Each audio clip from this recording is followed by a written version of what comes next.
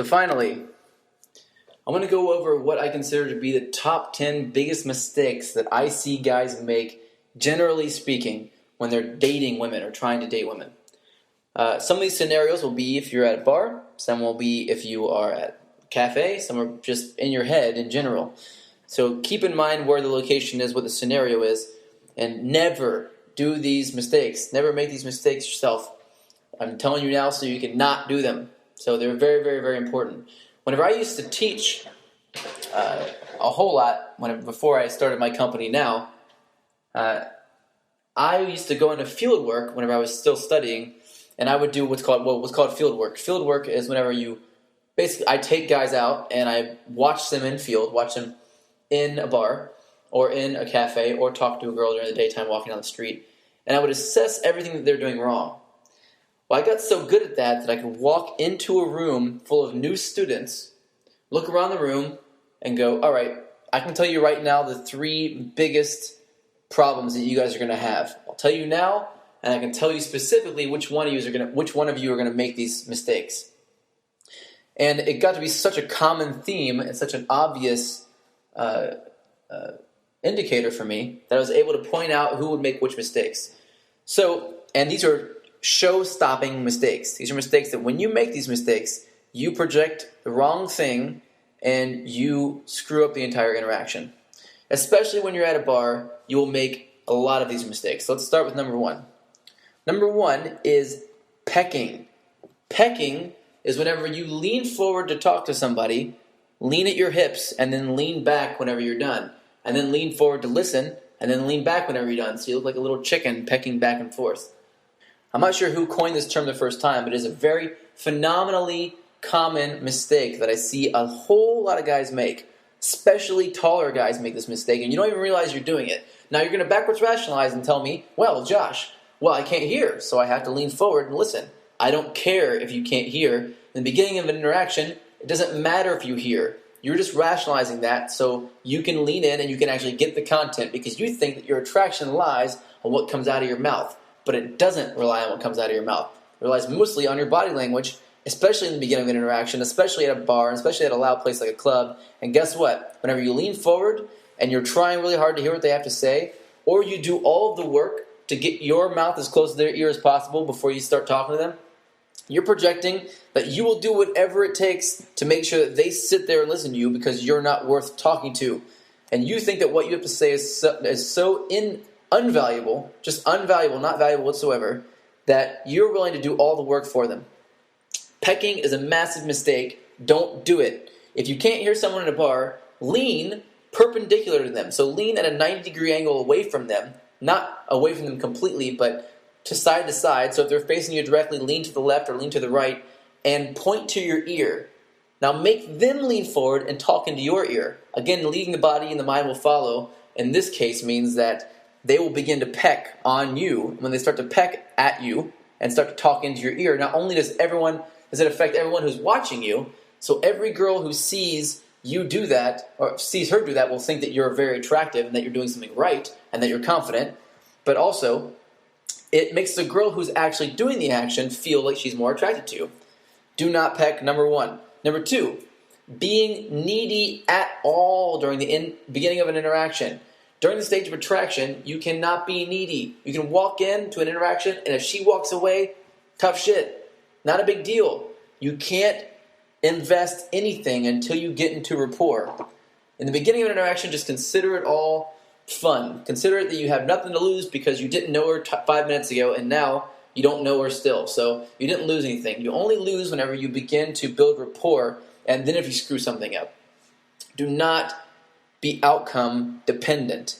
Be outcome independent. Try to be free of what you think is going to happen. Free of what you want to happen, rather. And if you're free of what you want to have happen in the ultimate end, and you just focus on the moment and being a boy and being attractive and going through those different stages and making sure you've done the things that you need to do, then you will succeed. You will not project neediness. Number 3, giving too much positive body language too fast or giving positive body language for no reason. Do not do this. If you give positive body language, that means that you face her directly with your shoulders square to her. Too many guys walk up to girls they don't know and give them positive body language. What this projects is, hey, I like you, and I'm willing to go for it, but I'm also not going to make you chase me whatsoever. Here I am, take it or leave it. And of course, she's going to leave it, because if she takes it, that's a massive commitment. So instead, you need to change your body language up. Lean to either over your shoulder a little bit to the left, a little bit over your shoulder to the right, or if you face her directly, lean back on your feet a little bit. Don't lean forward or back with your hips at all.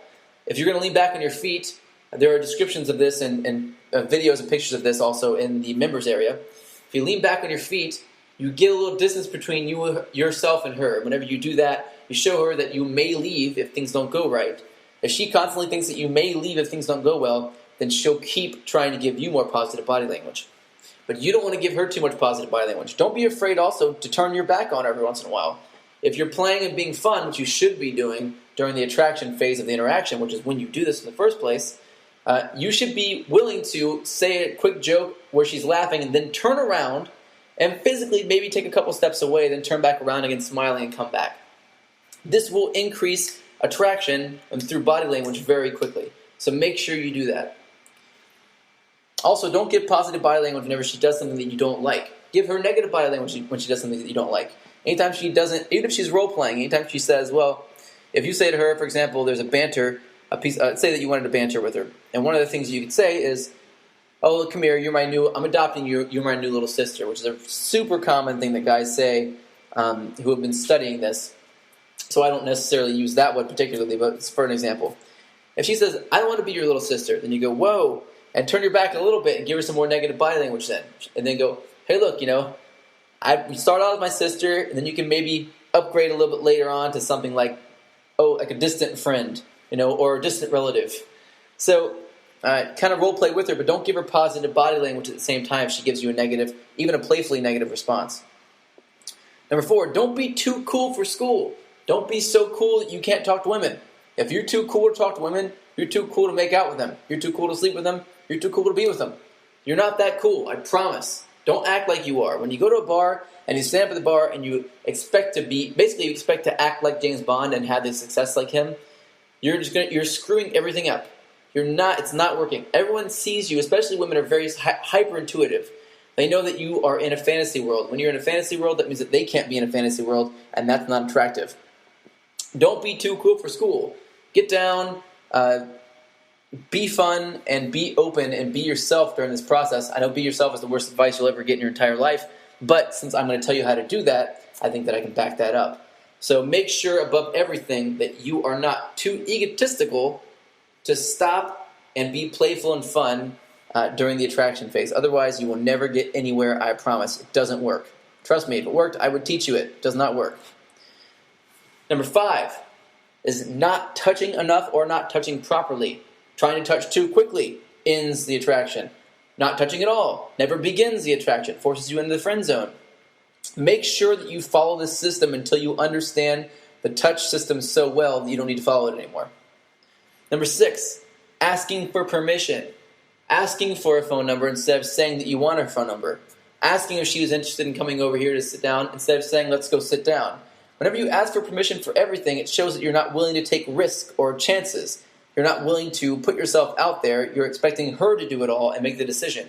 Because if you decide to go sit down and someone messes with you, all of a sudden that's your responsibility. But you have to take on that responsibility as a man. Don't make her do it. That's not right. So stop asking for permission. Again, though, if you get something where she does not want to continue, if she wants to stop and she tells you she wants to stop, especially with her body language, then stop. But don't ask for permission.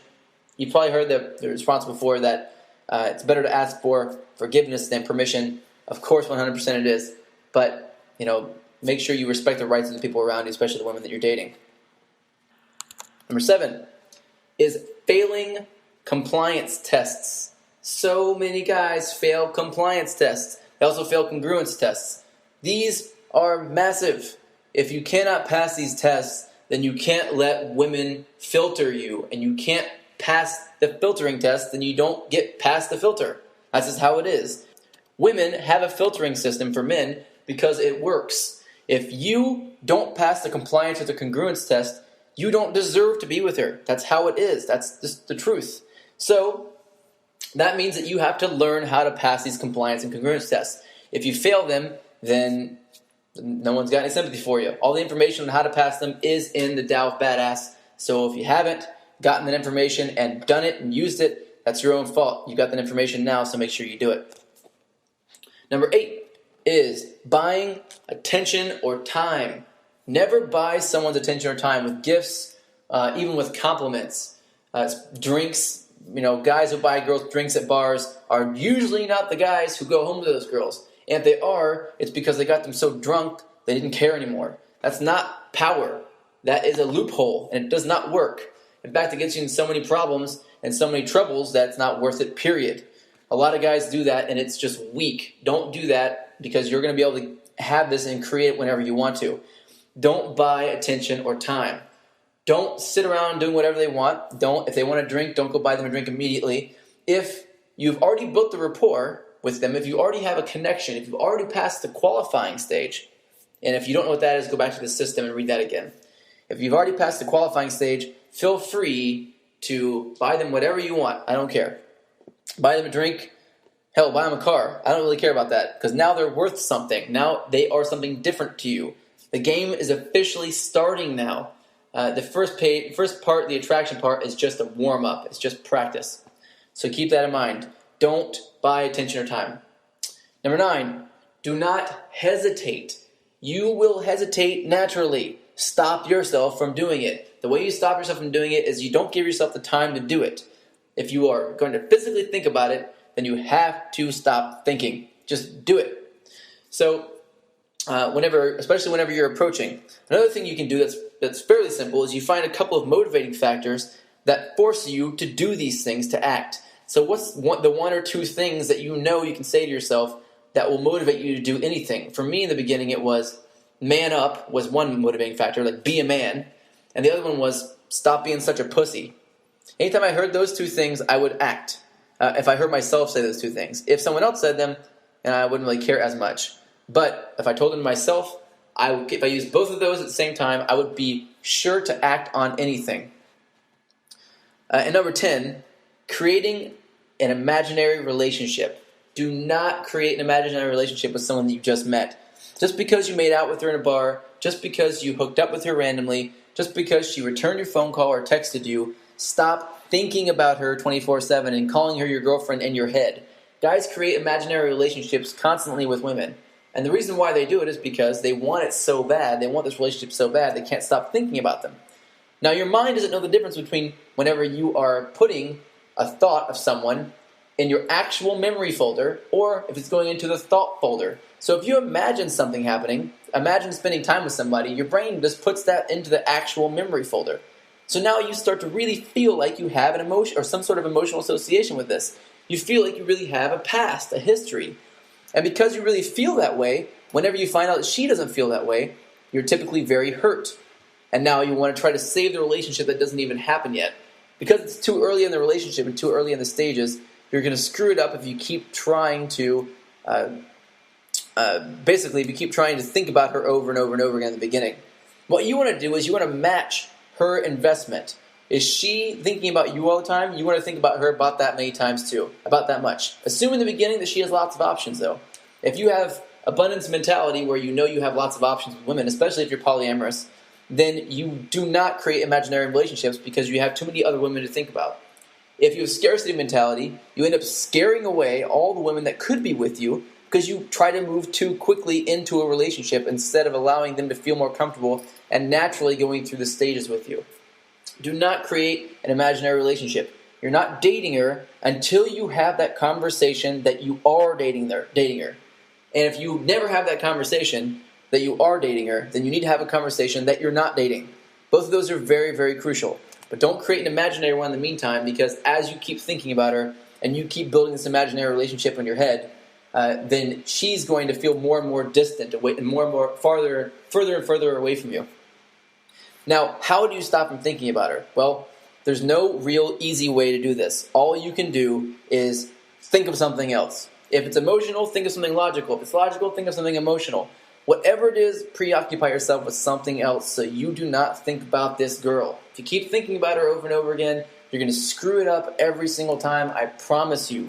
Do not keep thinking about her until you're in either a monogamous relationship or you built so much rapport that you know she's thinking about you all the time.